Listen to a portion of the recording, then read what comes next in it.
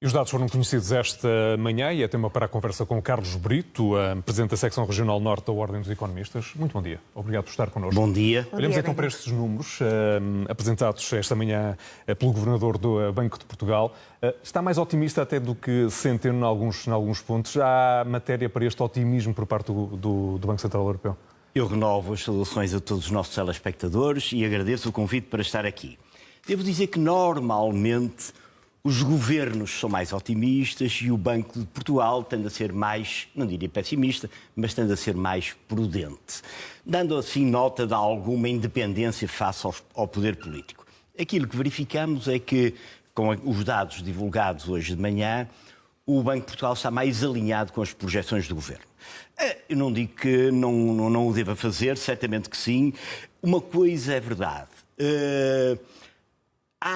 E o Conselho de Finanças Públicas acentuou isso, há receitas que estão previstas para este ano que vão ter um caráter extraordinário e há despesas que assumiram um caráter permanente. Daí, como por exemplo? Nomeadamente, agora até podemos falar já no próximo ano, nomeadamente das questões das reformas, etc. Okay. Portanto, estamos a falar de todo um conjunto de coisas que eu nem questiono se são justas ou não, obviamente que sim, mas tudo isto estamos a falar, por exemplo, aumento das pensões, aumento dos salários, descidas dos impostos. Exato. E a questão é saber como é que vamos financiar tudo isso. Portanto, eu não questiono se é justo ou não, obviamente que sim. As reformas são muito baixas. Os salários, obviamente, da função pública também são muito baixos. A questão sempre é como é que vamos financiar. Devo dizer que as contas não têm que estar sempre equilibradas. Há anos em que podem ter um déficit, outros um superávit. Em geral, e nós economistas sabemos isso, em épocas em que a economia vai melhor, é a altura para acumular para a época em que pode ir pior. E a verdade, e até houve recentemente um artigo publicado no Economist, que foi muito claro a dizer, a economia está boa. Eu diria, talvez fosse uma boa altura para nós acumularmos, porque os próximos anos podem ser de maior dificuldade. Já vamos falar do saldo orçamental, Carlos Brito, porque já fazemos agora uma pausa, não é? Exatamente, podemos ir em direto até ao Banco de Portugal e já vemos na imagem aqui a imagem do Governador. Vamos ouvir um pouco.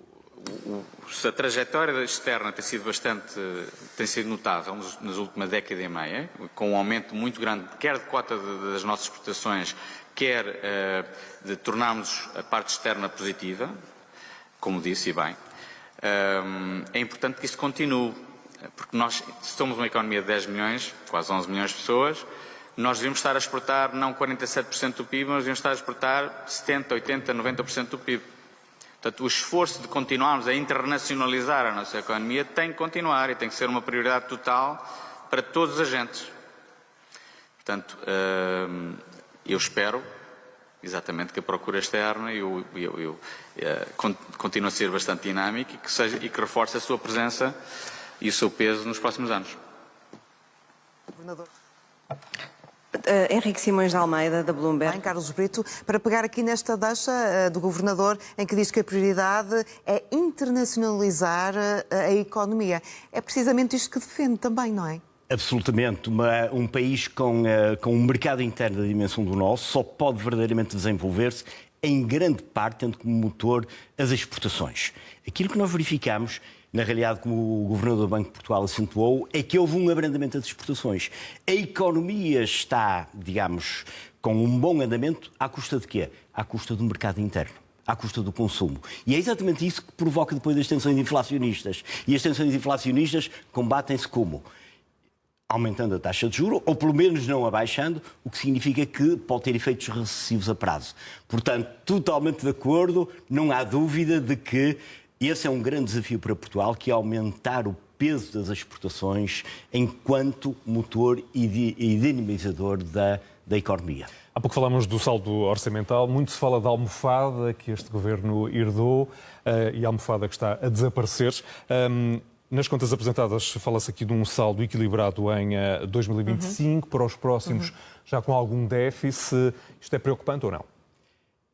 É porque eu creio que as projeções para os próximos anos ainda não contemplam na totalidade aquilo que poderão ser cenários claramente adversos. Nós sabemos que há uma incerteza muito grande do ponto de vista geopolítico, há a questão das tarifas, há a questão do protecionismo que vai continuar, há todo um realinhamento das cadeias de valor, mas essas projeções não contemplam o pior dos cenários. Eu não gostaria de passar aqui uma imagem de pessimismo, até porque não estaria a contribuir para o bom andamento da economia. Mas tem que ser realista. Mas é preciso ser realista e estarmos preparados para uma época que pode, de facto, vir a ser mais complicada. Basta ver aqui a decisão que foi tomada ontem, nesta madrugada, a nível europeu, do apoio à Ucrânia, certo. Um financiamento que vai ser garantido pelo orçamento europeu e, em última instância, somos nós que todos estamos a garantir. Eu passei a garantir um pouquinho desses 90 mil milhões e os meus amigos também e os nossos telespectadores também já assumiram um bocadinho dessa parte. Carlos Brito, vamos também olhar aqui para outros dados que foram conhecidos hoje. A atividade económica caiu 8% no dia da greve geral. Os dados do indicador, do Diário da Atividade Económica, foram divulgados também pelo Banco de Portugal. Mas o Governo tentou dizer que esta greve não teve impacto nenhum. Em que é que ficamos? É natural. É natural. Esta é uma greve que opõe sindicatos e centrais sindicais a governo. Mas 8% não é muito?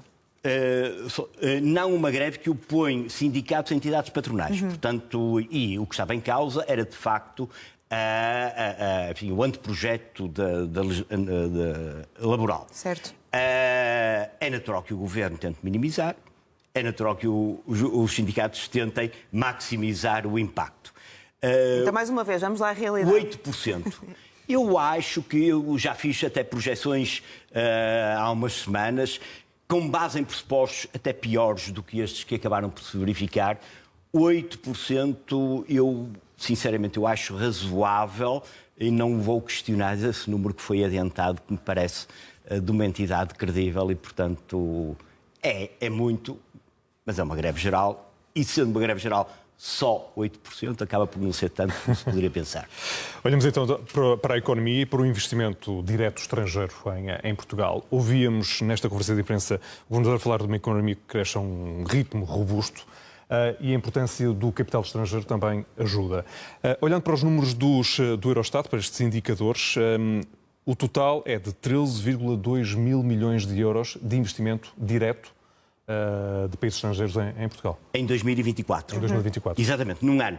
O estoque é na casa dos 200 mil milhões de investimento direto estrangeiro em Portugal. Convém talvez esclarecer o que é o investimento direto estrangeiro. Será que é a compra de casas? Não, não é. O investimento direto, fundamentalmente estrangeiro, reparte-se em 3 fatias. Criação de empresas em Portugal, com base em capitais estrangeiros, a aquisição de empresas portuguesas na totalidade ou pelo menos com uma participação significativa, e o reinvestimento dos lucros. Dito isto,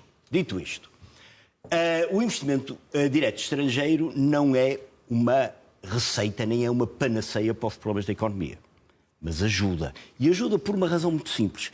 Portugal tem um déficit crónico de capital. Verdadeiramente, não há grande capital em Portugal. E não é de agora, já é do passado. Podíamos até ir mais longe e falar nas causas do atraso português, poderíamos falar que nós vivemos das especiarias, mas não criámos depois riqueza, depois mais tarde foi o ouro do Brasil, os escravos da África, as remessas dos imigrantes, o dinheiro da Europa, e há sempre aquela questão que é: precisamos de capitais vindos do exterior, de riquezas vindas do exterior, e depois temos alguma dificuldade em utilizar isso para verdadeiramente criar riqueza que depois seja sustentável. O investimento direto estrangeiro é, de alguma forma, uma das fatias que pode colmatar uma ausência crónica de verdadeiramente de grande capital que existe em Portugal. Isto pode parecer até um bocadinho chocante. Não tenho dúvidas de que até há algumas forças sindicais e políticas, mas não há grande capital em Portugal. Não, grande não há. Há capital, há gente muito rica. Mas aquilo que chamamos grande capital não há, e daí ser absolutamente necessário os apoios da União Europeia bem utilizados e o investimento direto estrangeiro. E esse investimento direto estrangeiro é principalmente europeu? É fundamentalmente europeu, sim. Já começar aqui em Espanha, não é? Espanha, Reino Unido, França, Depois também há uma fatia já muito mais pequena vinda da Ásia e também da América. Mas a grande maioria é, de facto, oriunda do espaço europeu. E olhando para os números de Portugal e do investimento que faz no exterior, são 7,2 mil milhões, quando comparado com estes 13,2 mil milhões, ou seja, praticamente metade, não é, desse investimento. Isto revela o quê? Que temos uma economia mais pequena e menos capital para investir? É natural. Essa parte é absolutamente natural. Portanto, aquilo que qualquer economista, eu diria, esperaria era que um país com a dimensão do nosso fosse capaz de atrair mais investimento direto estrangeiro do que aquele que realiza nosso no exterior. Olhando para um número que é basicamente metade, como aponta, eu parece-me bastante razoável, eu não esperaria uma coisa muito diferente. É absolutamente necessário nós sermos capazes de atrair investimento estrangeiro, principalmente, eu até diria, não necessariamente mais, mas melhor. Investimento que gere riqueza produzida com base no conhecimento e não em mão de obra barata. Com grandes marcas mundiais, por exemplo? Ora bem, nós temos alguns investimentos. Auto Europa. Sim. Agora fala-se no Centro de Dados e Inteligência Artificial de Sines. A Bosch tem feito grandes investimentos, a IKEA, Mercadona está a fazer grandes investimentos em centros logísticos. Sim, obviamente que sim.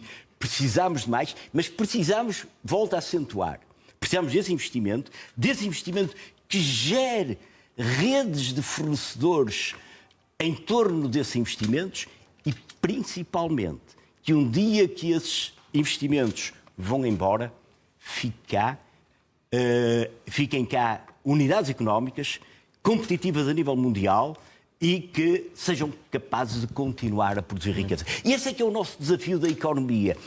Nós precisamos sempre de recursos externos vindo sob a forma de pimenta ou vindo sob a forma de dinheiro, mas depois não temos sabido criar as condições para gerar riqueza de forma sustentável. Carlos Brito, foi um gosto. Muitíssimo obrigada pela sua presença e um bom fim de semana. Muito obrigado. Igualmente, obrigado. Obrigado.